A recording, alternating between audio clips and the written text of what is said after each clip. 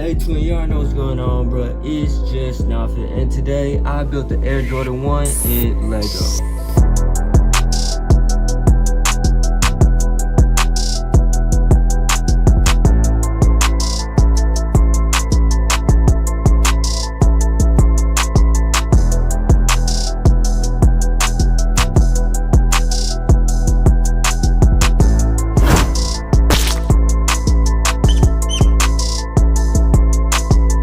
Now, the Air Jordan 1 High has to be one of the most iconic sneakers and one of my favorites.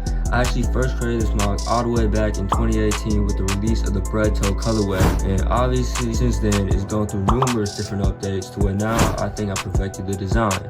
So why not make an updated video to show off how far I've come along with this design along with some new colorways as well. In front of me I have the pretty recent Lost and Found Chicago colorway that released in late 2022, the iconic Bread that released in a patent colorway at the end of 2021, and the famous Royal colorway, which is actually getting its own reimagined release later this year.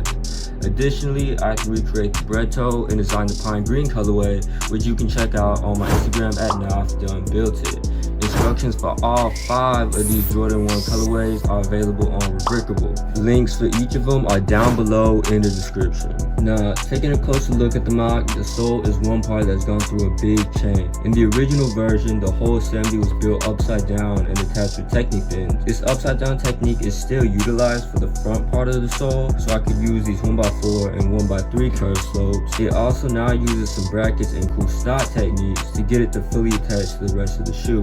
The flat parts of the sole are now built normally though, which I like because these tiles obviously close up the midsole, which was previously kind of hollowed out because of the upside down bricks. The toe box has pretty much remained the same since the second version of the Bread Toe and origin story. I think the slopes capture the look of it pretty well. The panels behind the toe box also changed slightly to just look cleaner and more accurate. I also added these 1x1 corner tiles on the back of the leather panels to smooth it out and get that shaping right. These brackets are a nice touch as they fill in the gaps that used to be exposed here, which also adds a layer to this portion instead of it all just being on the same level. The Nike swoosh uses a very basic design with just regular plates and tiles, but I like how I use these 1x2 curve slopes towards the back of the check so it resembles how they curve around the back of the shoe. The famous Jordan 1 wings were originally kind of basic in the first rendition of this mock, but I upgraded them to utilize these wedge plates to capture the angle of the panels. They have a 1x2 jumper attached to them at a sort of hinge to continue the design of this part that lines the tongue. The part of the tongue that's covered by the laces and the laces themselves have remained the same and are more represented by these 1x4 curve slopes, which is simple, but at the end of the day, it's effective. I smoothed out the top part of the tongue using more slope, and to represent the Nike Air branding, I just used the 1x2 grill tile, which I think works pretty well for a Lego model. These top parts of the shoe used to be 1x4 slopes, but to get it to be more straight, like the actual sneakers, I continued the snot building using these 1x4 wedge plates. I think they look a lot cleaner, especially with how they blend into the heel of the shoe.